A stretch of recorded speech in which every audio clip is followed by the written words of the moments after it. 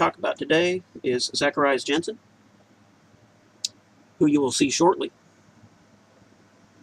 Got to go back to the beginning, and he's the one who started it all because he invented, in the late 1500s, the compound microscope.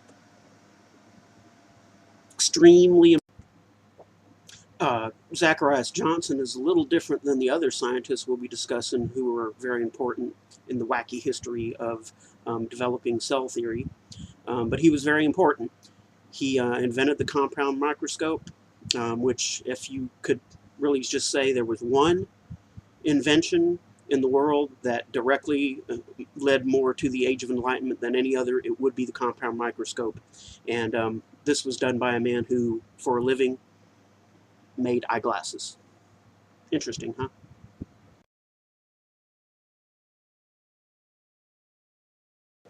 Leeuwenhoek, as you'll find out later, would look at anything with his microscope. I do mean anything.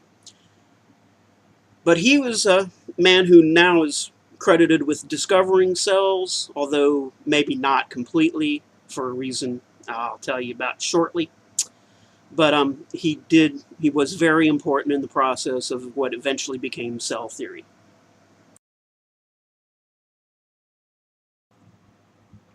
Now, interesting thing about Leeuwenhoek was, well, the fact that he was one of the early ones who really liked Janssen's invention. In fact, Leeuwenhoek was one of those guys back in the day where the term Doctor of Philosophy comes from for all these things. Well, back then, all sciences were just so brand new. There wasn't enough knowledge about biology to have biologists or chemists or anything like that.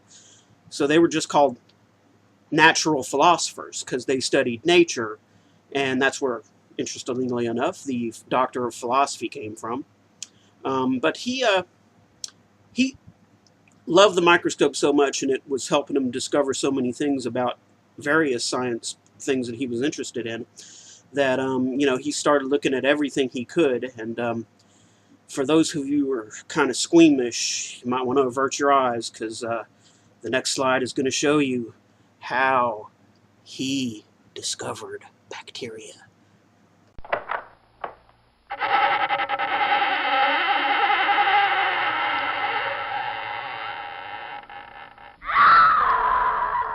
Yes, I know those aren't Leeuwenhoek's teeth, but they do illustrate what he used to make his huge discovery. He would take his teeth scrapings and look at them under the microscope. Which begs me the question, seriously? Ooh.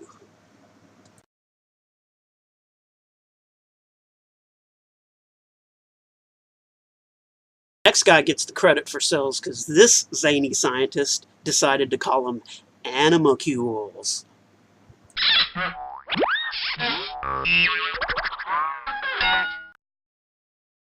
And the next scientist up to bat is Robert Hooke, credited as the first person to ever coin the term cells. He was studying a certain type of tissue. We'll get into that in a minute. And he noticed that, it had the same properties as what Leeuwenhoek had described earlier. And he was, as you might see from his picture, he was living in a monastery at the time, and the very tiny little dorm rooms that they were in were called cells. And what he was observing looked like the cells in his dormitory room, and that is how they got their name, believe it or not. Know what kind of cells he was studying? I'll tell you what kind of cells he was studying.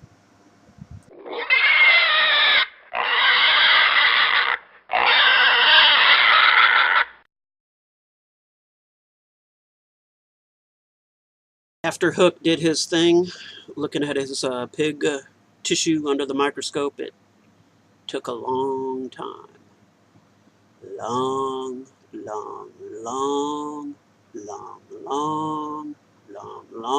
time for the next breakthrough. A little over 150 years, in fact. That's a pretty big gap, don't you think? Now, these two guys, Matthias Schleiden and Theodor Schwann, are the first two that got full credit for coming up with original cell theory. Now, that was changed a little later on for a very good reason. But the first guy, Matthias Schleiden, was a big time one of the early botanists in the world.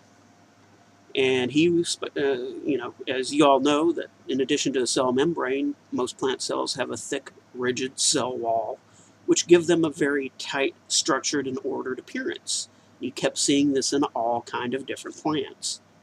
Just a little reminder here for you of what the plant cell structure looks like. But why am I telling you? I can let somebody smarter than me tell you.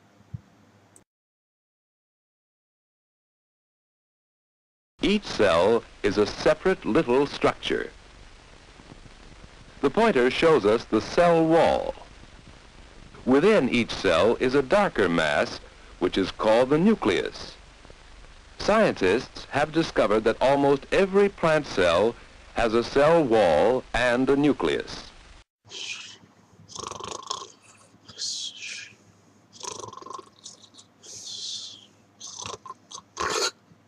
Huh? What? Okay. I promise. No more lecturing unless I can't avoid it. Promise.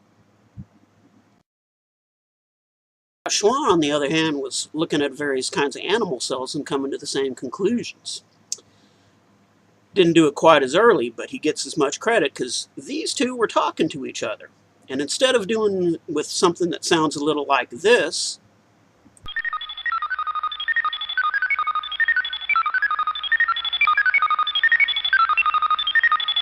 they had to use something like this. And since Schleiden was a good little scientist, sending, his work and results out to people he knew, Schwann was Johnny on the spot and almost beat him to it. In fact, they were so close together, that's why they both got credit early on. Hang with me for a second, people. We're almost done here, because thanks to a German scientist named Rudolf Virchow, we're about to place the last piece of the puzzle in development of cell theory. He kind of discovered something that ended the last controversial thing regarding cell theory, which was how cells reproduced. He discovered the process that is now known as mitosis. And I'm about to show you a lovely little example from our friends at the BBC of just what mitosis looks like.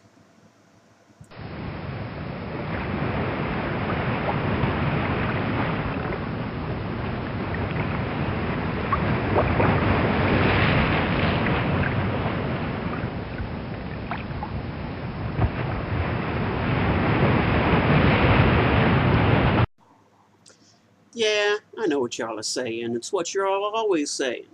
This is boring. I want to be a rap star or a basketball player. I don't be no biologist. It's boring anyway, and it never lead to nothing. You think so? Never lead to nothing. How about this? Yeah, that's right. Virchow's on a coin, baby. Won't lead to nothing. They don't say it's all about the Benjamins in Germany. It's all about the Virchows.